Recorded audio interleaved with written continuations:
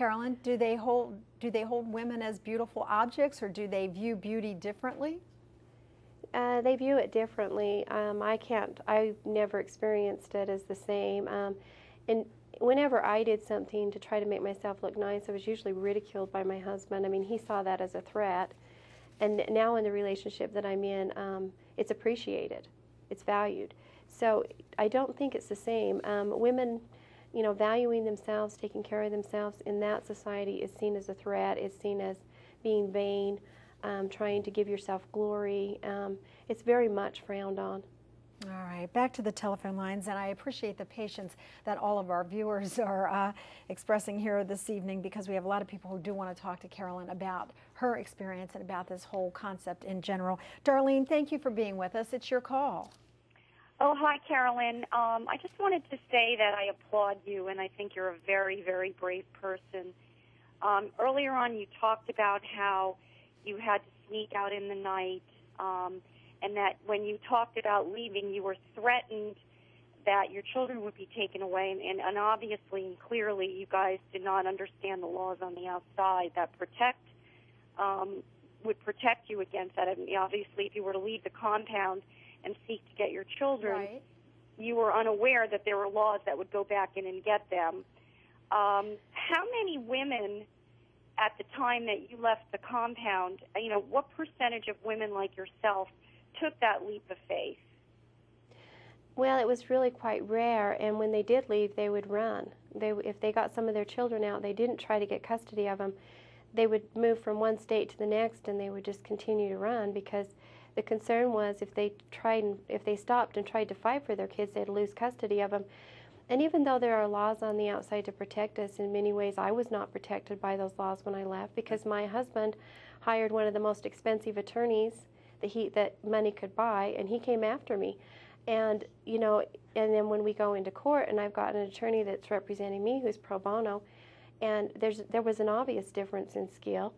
And it was his word against mine. I was claiming abuse. He was saying there was none, and that I was willing and consenting. All right, now this is where people get confused, Carolyn, and maybe you can clarify it, maybe Dr. Eichel can as well. Okay, if you go into court and you say, I'm the fourth wife and polygamy is against the law, why doesn't that give you a leg up? Because your husband has broken a law. But you have too. You're saying, well, I'm his fourth wife, and we've been living in an illegal relationship, and the judge looks at, okay, I have two criminals in my court, and they're both fighting for children. And you don't say I was 18 and I was coerced into this marriage. It was not something of my choosing. That gets into the so-called religious beliefs, right. And this is the big problem that we're dealing with these kinds of groups. They literally hide behind the First Amendment. And our country is extremely reluctant. And I say our country because this is not the case in Europe, for example. There's no question in Germany or France that this would not be allowed to happen. But in this country, the minute you become a religion, you are accorded rights that other groups would never be accorded, or other individuals would never be accorded. But she wouldn't have the capability or the ability to say, this is not what I willingly chose to do. I was forced to do it. They would say, they would ask you, where's the gun? Who's holding a gun to your head?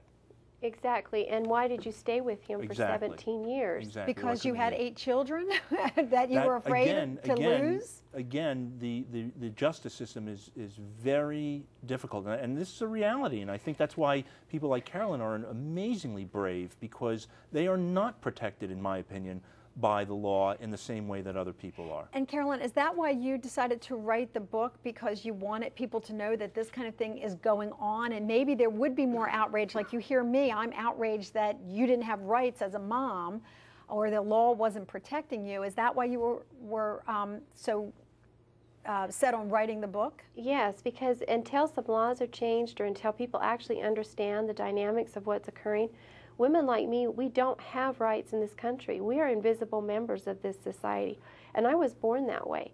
And when I left the society and fought for rights, I really didn't receive rights in the courts, because it was my word against his. Right. And, you know, the state gave him full access to my children, and as a result, I was not able to pull my oldest daughter out of that. She went back when she turned 18. because he was allowed full access to sabotage everything I did with her. And of course, she talks about that in the book